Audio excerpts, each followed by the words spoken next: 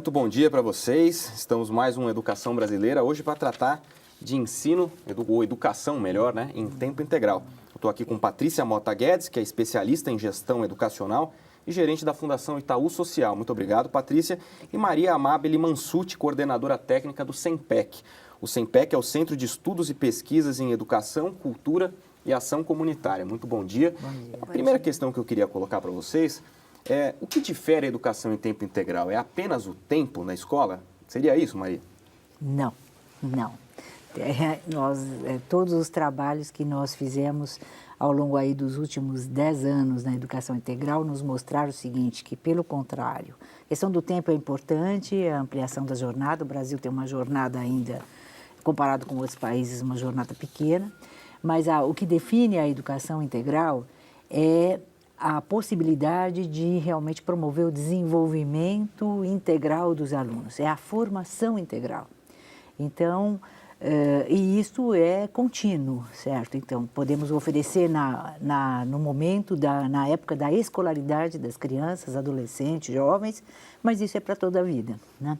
Então, é isso que define hoje a questão da educação integral. O que compõe a educação em tempo integral? A educação em tempo integral é o desenvolvimento de várias esferas que compõem o ser humano, né?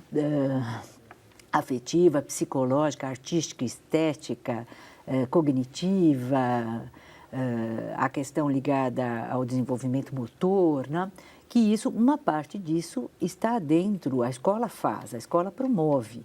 Mas se pensar no desenvolvimento pleno, não caberia só à escola promover isso, ela nem teria condições, como também não cabe só a uma ou outra instituição e nem mesmo só a família. É o conjunto de forças educativas de uma sociedade, de um território, todas as oportunidades que esse território possa oferecer é que vão realmente constituir a oferta de educação integral. Patrícia, a Fundação Itaú Social ela fez recentemente um estudo interessante com o Datafolha, né? Um relatório de junho de 2013 que nós temos aqui, e que, na verdade, escutou um pouco o que as pessoas acham da educação Sim. em tempo integral. Qual foi o resultado desse estudo? O estudo trouxe resultados muito interessantes para a gente começar a entender o que o brasileiro no norte, nordeste, sul, sudeste, centro-oeste, está pensando sobre educação integral. Se ele aprova, se ele não aprova, né? Por exemplo, um resultado que chamou muito a atenção, e esse foi comum para qualquer região do país. Quando os entrevistados, quando os brasileiros são perguntados se o que eles acham dessa ampliação de tempo, de espaços e de conteúdos de aprendizagem, conforme a Amabile falou, né, do ponto de vista de formação integral da criança e do adolescente, 9 entre cada 10 brasileiros consideram que essa abordagem de educação integral é necessária para o futuro das novas gerações. Parte deles nunca ouviram falar do termo educação integral, né? Quando a gente perguntou, a gente viu que só 63%, quer dizer, um pouco mais da metade, já tinham ouvido falar do termo educação integral. Agora, ou seja, a gente tem ainda um grande desafio aí de comunicar, de fazer circular o conceito. Mas quando explicado sobre qual o conceito, 9 entre 10, independente de classe, né, A, B, C, D e E, independente de nível de escolaridade, realmente chamou muito a atenção. E outros resultados também, porque a pesquisa foi tentando entender, então, quais são as vantagens, quais são as desvantagens, que modelos, né, vocês aprovam, quais os problemas que vocês antecipam e de quem é o papel, né, para essa oferta de educação integral. Agora, o público, de uma maneira geral, se mostrou bastante favorável à educação em tempo integral. Bastante favorável. Se a gente olha 9 em cada 10, 90% de aprovação, eu acho que esse é um sinal, tanto desse respaldo da sociedade, né, inclusive para apoiar mais investimentos e mais políticas públicas também, para se fortalecer, se consolidar o trabalho de educação integral aqui no país. Sem falar que as expectativas também são interessantes. A grande maioria vê uma vantagem na educação integral porque o aluno aprende mais. Eles querem que o aluno aprenda mais. Então, isso também nos chamou bastante atenção. A educação em tempo integral, segundo a definição do próprio governo utiliza, que pelo menos a criança fique na escola pelo menos 7 horas na sala de não na sala de aula, né? Na escola, em atividades tanto na sala quanto fora da sala de aula. Agora, pelos dados preliminares do Censo da Educação de 2013, a gente até separou, fez uma pequena compilação dos dados e a gente mostra que ainda é muito tímido a presença da educação em tempo integral no Brasil. A gente tem uma tabelinha, inclusive a gente consegue acompanhar. E no Brasil, a gente, por exemplo, os dados gerais, principalmente no ensino fundamental e médio, a gente encontra dados ainda muito tímidos. Por exemplo, no ensino fundamental, a gente tem 1 milhão de vagas nos anos finais em tempo integral no Brasil, mais 10 milhões sem ser em tempo integral. Na pré-escola, a gente tem 331 mil e 3 milhões, quer dizer, 1/10.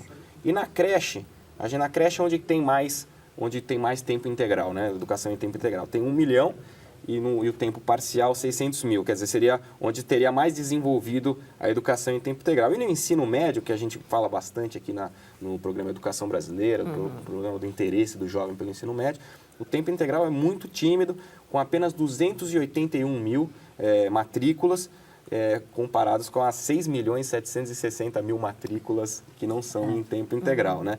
E o interessante, só para a gente terminar esse assunto, que no ensino médio, o estado que mais oferece educação em tempo integral para o ensino médio, quase 1/3 das matrículas, é o estado de Pernambuco, com 89 mil matrículas, comparadas com as 240 mil matrículas que tem no ensino médio no estado. Quer dizer, e o estado de São Paulo ainda está muito tímido, ele já começou recentemente com esse programa. O que vocês acham disso? Bom, isso mostra um quadro assim, estamos iniciando as ações, né, que acho que no país ainda não tem uma política para a educação integral. Então, tem alguns programas, tem um programa federal, que é o programa Mais Educação, e estamos tateando e iniciando a experiência de educação integral com alguns resultados bastante satisfatórios. Agora, esses dados que você deu são dos que estão na escola. Se a gente ainda olhar para ver a questão da educação integral hoje, se você olhar, por exemplo, as crianças até 5 anos, que a cobertura, por exemplo, de creche é só 23% hoje, por volta de 23% no país, então você vê que nós ainda temos muita gente fora da escola. Isso também acontece no ensino fundamental e no ensino médio. O ensino fundamental está quase todo coberto, nós temos lá 96%, um pouco mais, de cobertura no ensino fundamental, mas nós temos um problema no ensino fundamental complicadíssimo, que reflete no ensino médio, que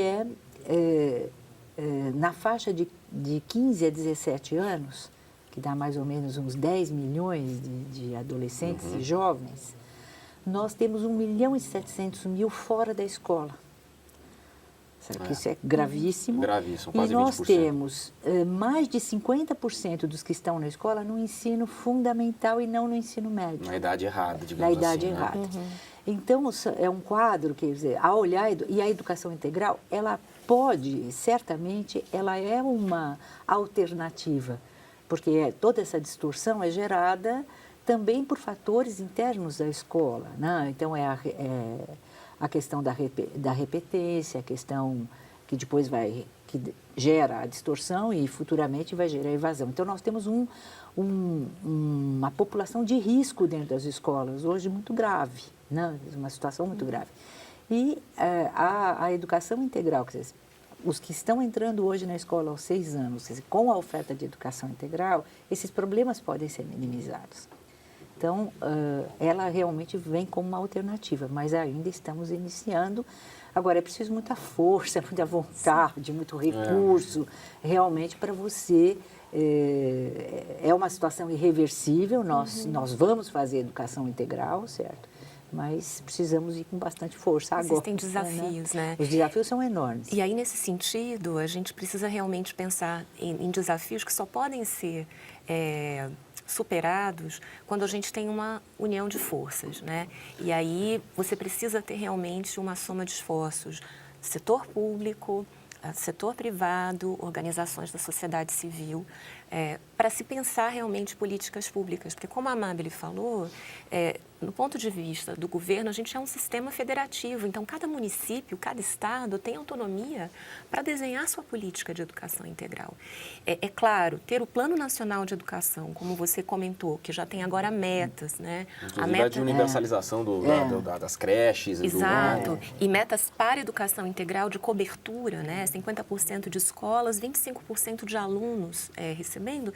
Isso coloca uma meta aí para os municípios e estados que precisam realmente somar esforços para pensar espaços, né? Dentro e fora da escola, parcerias entre secretarias, de que forma a Secretaria de Cultura, a Secretaria de Esportes, assistência, que tem muita parceria com organizações sociais na comunidade, podem somar forças com Secretaria de Educação e outras secretarias também que podem fazer essa articulação para ampliar essa oferta, né? E aí é pensar não só escola de tempo integral, mas outras modalidades de educação integral com essas articulações de comunidade e outros setores. Que vai além da própria escola de tempo integral, né? Agora, aí está uma grande dificuldade, um grande desafio a ser enfrentado, que são, por exemplo, se você olhar toda a definição de educação integral e a concepção que está sendo construída fala dessa integração de áreas. Agora, as políticas teriam que ser articuladas, intersetoriais. Isso é muito difícil. A gente tem acompanhado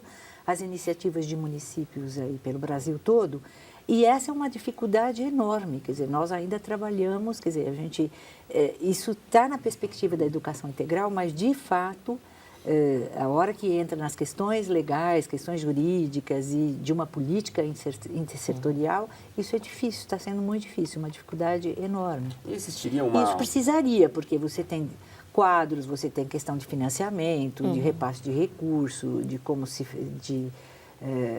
convênios que se possam fazer entre instituições para promover a educação integral. Isso nós estamos ainda bastante limitados. E aí é importante até olhar os municípios, né, e estados que têm conseguido montar esse tipo de articulação e disseminar boas práticas e quando a gente promove alguns encontros entre secretarias distintas para trocar essa experiência e essa metodologia, né, porque requer competência, requer estratégia para somar, não é simplesmente vamos juntar aqui forças e vamos improvisar.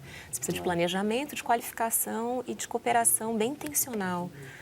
Quer dizer, esses exemplos o exemplo que eu dei, por exemplo, de Pernambuco, que conseguiu colocar 1/3 dos alunos em tempo integral no ensino médio, e o exemplo do Ceará, que é um estado que conseguiu colocar no ensino fundamental 2, 1/5 dos seus alunos já em tempo integral, é significativo e deve contar com articulações que vão além da própria Secretaria de Educação do Estado e do município. Certamente. Um município que, inclusive, tem avaliação de impacto já ao longo dos anos, que mostrou ganhos de aprendizagem e também ganhos no sentido de hábitos de estudo, concentração, convivência, foi Belo Horizonte. Belo Horizonte, com uma política pública que atravessou diferentes gestões e com um modelo muito inovador, que está sendo uma referência para outras redes, porque pensa o aluno em tempo integral, não a escola em tempo integral, e essa oferta de educação integral envolve parceiros como universidades, incluindo estagiários também das universidades, secretarias, outras secretarias da própria prefeitura. É uma política liderada pelos prefeitos, isso ajudou muito a Secretaria de Educação a alavancar, e organizações sociais oferecendo em parceria com a escola a ampliação da jornada, com oficinas em diferentes áreas temáticas, mas com uma articulação pedagógica, uma coordenação pedagógica que trouxe ganhos, inclusive nas avaliações externas de português e matemática. Então, acho que tem aí uma trajetória que precisa ser estudada. Tem experiências bastante interessantes e já que tem algum tempo. Agora, o que nós não temos ainda, estamos começando a construir, são indicadores para avaliar a educação integral. Até por conta da concepção, né, de formação, de desenvolvimento integral, os indicadores que nós temos hoje da escola, e o grande indicador é o IDEB, ele não dá conta desta concepção mais ampla, né? Então, isso também precisaria ser construído. Eu acho que na questão pedagógica tem grandes desafios, desde um currículo para a educação integral, certo? A questão das metodologias, dos processos de avaliação, então isso no campo mais ligado as instituições que fazem uma ação educativa, essas questões são questões ainda para avançar bastante. Porque, inclusive, educação em tempo integral não significa mais disciplina ou não, disciplinas. Não. E o que acontece muito, pelo menos aqui a gente consegue acompanhar aqui em São Paulo, que ela acontece no período da manhã, por exemplo, acontece a educação, digamos assim, regular, normal, e à tarde vem o complemento, digamos assim, outras atividades, e não há realmente uma divisão, né? Uma mescla dessas disciplinas, né? Bom, isso já está avançando, pelo menos em termos do discurso, e na literatura você já não encontra muito essa ideia de complementar as ações das escolas. O contraturno escolar, o pessoal diz, né? Que são as oficinas, que muitas vezes são consideradas até atividades mais interessantes, mais lúdicas e tal. Então, estamos superando isso, pelo menos no discurso. E a ideia em prol mesmo de uma construção de um plano de desenvolvimento integral para as crianças e jovens. Então, isso implica um planejamento conjunto, um currículo, um sistema de avaliação. Talvez diretrizes mesmo, curriculares, muito para essa área. Para esta área. O que é um grande avanço para a escola hoje, porque mesmo no ensino regular, nós questionamos a questão do currículo, a questão da avaliação e tal. Então, é uma grande possibilidade, a educação integral, ela traz esta possibilidade, esta abertura da gente poder avançar nas questões da educação, transformar né? toda a transformar prática. toda a escola e todas as ações educativas, né? Sim, porque historicamente, vocês falam da necessidade de ter uma política, de ter uma diretriz, porque a educação em tempo integral no Brasil não é uma coisa nova, né? Desde o Anísio Teixeira, né? Com aquela escola-parque, né? Depois isso aí acabou em algumas experiências estaduais, os CINEPs no Rio de Janeiro, né, com Brizola, enfim. Agora, é preciso ter alguma coisa mais que direcione uma política nacional, certo? Porque você tinha experiências mais pontuais, mais isoladas, e experiências importantes e que já construíram um caminho. Agora, a gente está falando de uma expansão realmente em termos de uma política e que é possível pensar dentro de uma mesma rede, né, de uma mesma cidade, diferentes modalidades de educação integral. Então, é possível se pensar no mesmo sistema, você ter a escola de tempo integral, em que tudo é feito lá, com profissionais da escola. Você pode pensar também no mesmo sistema, a oferta também desse modelo parceria ONG-escola, né? Você pode pensar também um modelo que trabalha mais com o uso dos espaços públicos, a circulação no território, ou uma mescla dos três. Inclusive, a expansão da educação integral, ela vai precisar dessa diversificação, dessa contextualização. E quando a gente, voltando lá para a pesquisa, porque eu acho que isso também a gente queria entender, e como é que o brasileiro pensa, né, sobre essas diferentes modalidades. Quando apresentados esses três modelos, os brasileiros deram notas altas para todos os três. Então, não houve, por exemplo, uma aprovação maior da escola em tempo integral sozinha, ou uma aprovação maior da ONG Escola. Todas receberam notas entre 8,9 e 9.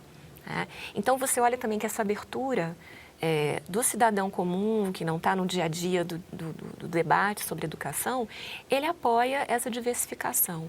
E é a saída para se pensar nessa expansão na velocidade que a gente precisa. Né? Porque o que determina muito são as forças educativas de um determinado território. Exato. E, claro, você tem aqueles muito vulneráveis, que contam com poucos recursos, mas você tem aqueles que já têm alguns recursos. E a ideia, então, é unir e formar planos educacionais, certo, conjuntos, e aí as políticas também cooperando. Nós temos uma experiência bastante interessante, que é o Prêmio Itaú Unicef, premia ONGs que desenvolvem ações socioeducativas em parceria com as escolas. Isso já tem muitos anos. Nós estamos na 10ª edição, são 18 anos acompanhando essas experiências pelo Brasil. E realmente tem um movimento muito forte. As instituições conseguem, até um certo ponto, fazer um trabalho interessante nessa perspectiva da educação integral, compondo as ONGs com as escolas.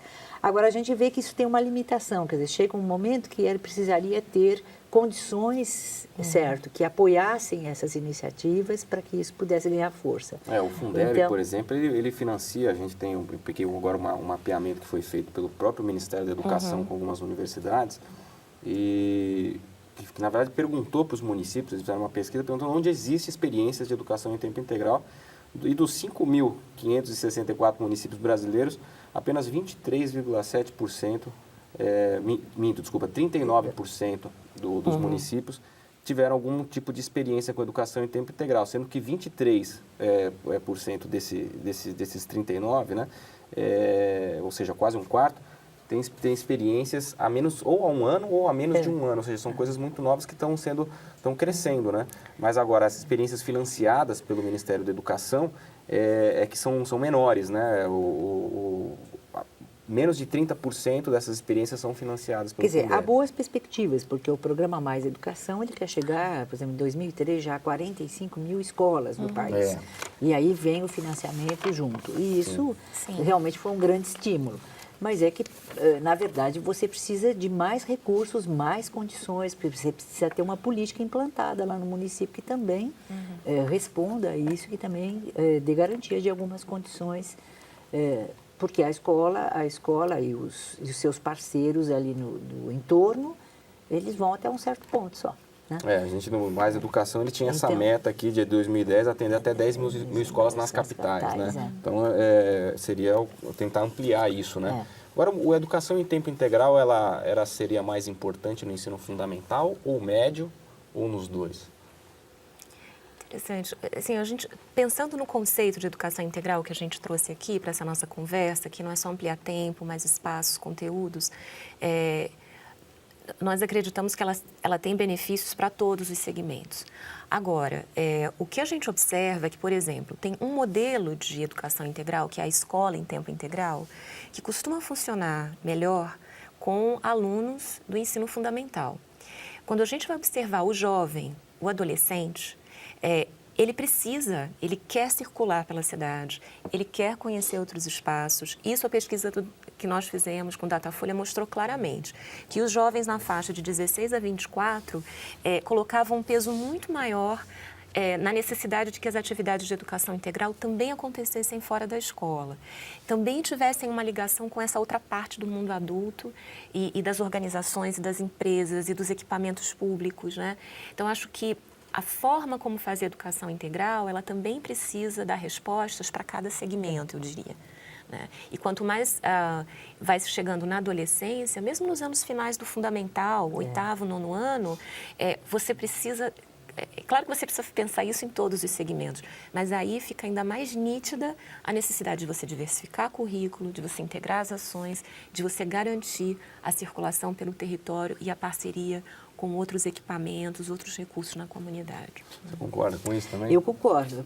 Embora eu acho, por exemplo, que nós realmente temos que aumentar, porque se você compara, por exemplo, o Brasil é um dos poucos países no mundo com 4 ou 5 horas de escolaridade, né? Mesmo a China tem 9 horas, Xangai tem 8, mesmo o México tem 1.200 horas ano, Argentina 1.100, nós temos 800 horas, quer dizer, vai ter que ampliar. E agora, os diferentes modelos de fazer educação integral, isso que é uma ideia assim, bastante interessante, que não é uma única proposta para todos os segmentos, você vai ter que realmente compor. Exato. Sabe? Então, eu concordo com a ideia. A gente visitou recentemente, o governo do estado de São Paulo fez um programa de ensino médio em tempo integral recentemente, e no começo do ano, 16 escolas foram escolhidas para começar com esse projeto, e a gente conversou recentemente com uma escola que a gente visitou, e resultados em disciplinas em matemática e português, que são as disciplinas mais sensíveis, digamos assim, da educação que a gente acompanha, eles tiveram bons resultados, assim, resultados expressivos de melhora, tanto na matemática quanto no português. Quer dizer, realmente tem resultado no... Tem resultados favoráveis. Resultados favoráveis na prática mesmo, né? Exato. Agora, um ponto a levar em consideração, principalmente quando se trabalha com a juventude, que seria o ensino médio, é que os alunos precisam ter, como a Patrícia disse, um protagonismo muito forte. Quer dizer, você precisa responder às necessidades desses jovens, certo? O que é que eles têm uma capacidade muito grande, e o que eu acho muito interessante é que eles já fazem escolhas. Enquanto você tem os mais jovens que ainda as escolhas ficam por conta da família e tal, o jovem já está escolhendo o que fazer, o que ele quer, como ele quer conduzir sua vida, isso do modo geral. Então, você precisa envolvê-los muito nisso e precisa responder realmente às demandas. Sim. Então, isso precisa ser muito pensado. Quer dizer, não dá para fazer pacotes e colocar isso dentro das escolas. Quer dizer, o aluno mais velho, ele vai tendo uma opinião, né? Uma opinião a respeito disso e os resultados podem não ser tão favoráveis quanto os esperados. Né? E foi bom, quando a Amab ele traz, né? E isso vale não só para o Brasil, né? Eu acho que quando a Amab ele traz o contexto internacional, pensando em jornada, a gente hoje observa um movimento entre os países membros da OCDE e, sobretudo, de países que se tornaram destaque pelos resultados em matemática no PISA, né? Isso vai pegar Coreia, Singapura, que precisaram, nos últimos 2 anos, estão repensando o seu currículo, né? Já estão reconhecendo que precisam desenvolver outras habilidades, não só cognitivas, entre os seus jovens. Então, não adianta só ele ser ótimo na matemática, no PISA, na avaliação internacional. Então, habilidades como cooperação, criatividade, empreendedorismo, protagonismo. Então, são países que se tornaram referência nas avaliações externas, estão falando, opa, a gente tem que repensar aqui como é que a gente pensa essa proposta e essa educação para o jovem. E aí, na linha de uma formação integral. Né? E isso é interessante também. Quer dizer, nós vamos ter que dar um saltinho. Quer dizer, ao mesmo tempo que a gente deve se apoiar as disciplinas que hoje compõem o currículo e tal, precisamos de um desempenho melhor, nós temos que avançar também, certo? Então precisamos estar, precisa muita boa vontade, muito recurso, muito planejamento para a gente poder dar esse salto. O Plano Nacional de Educação ele é ambicioso nesse sentido, né? De tentar pelo menos chegar a 50% das escolas e os 25 em tempo integral, né?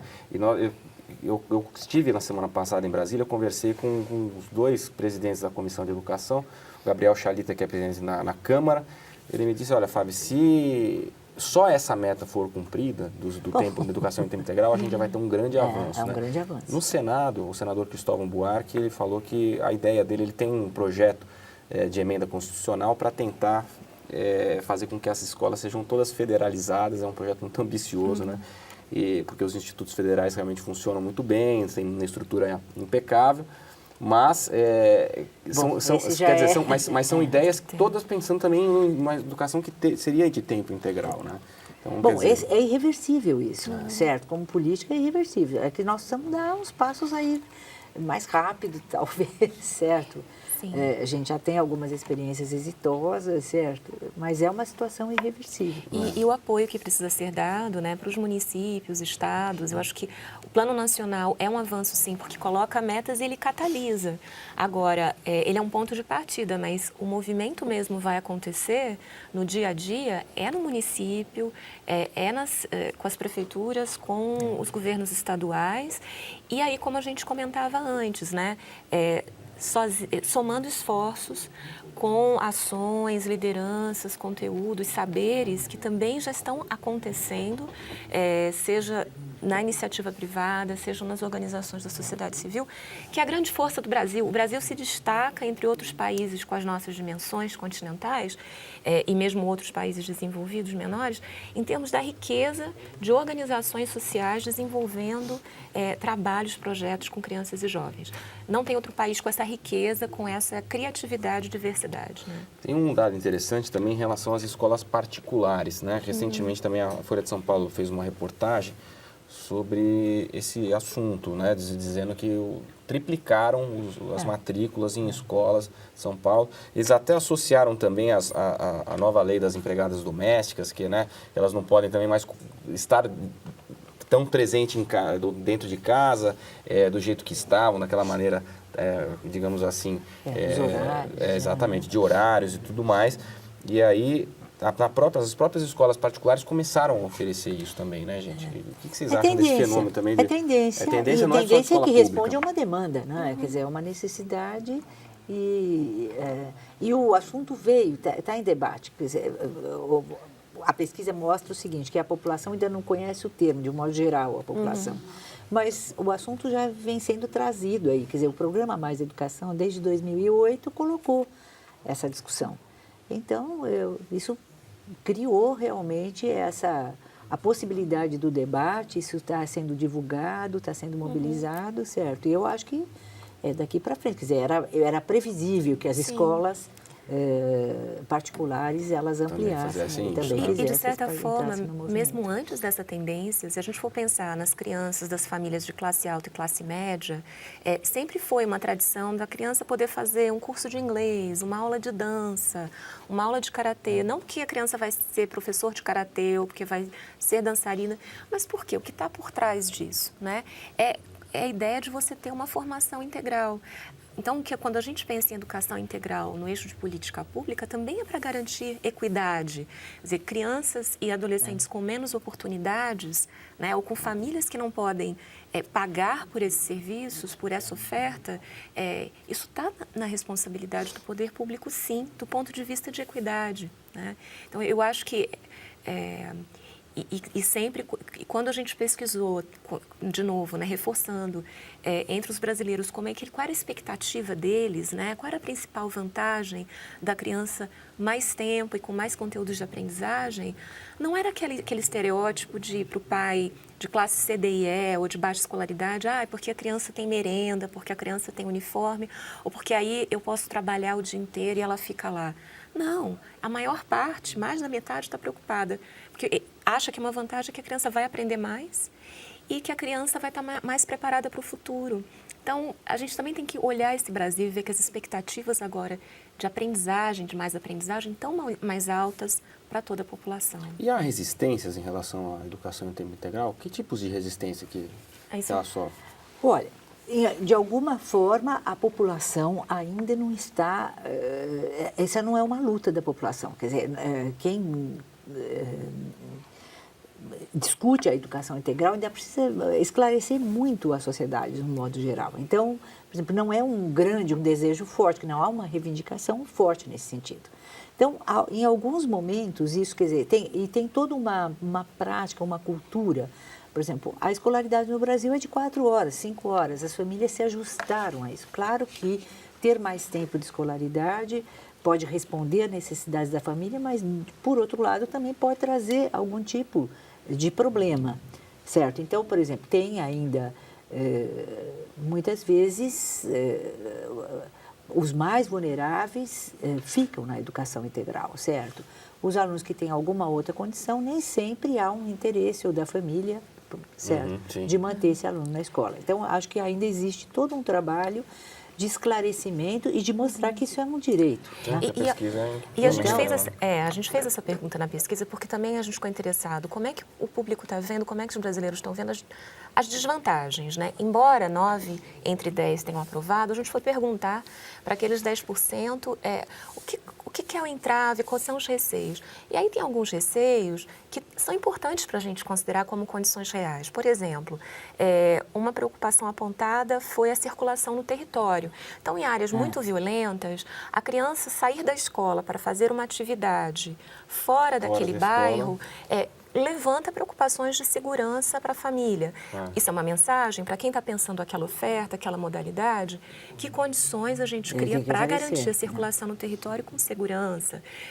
Uma outra preocupação era o cansaço, né? Que para nós era a criança fica muito cansada, ou o adolescente fica muito cansado.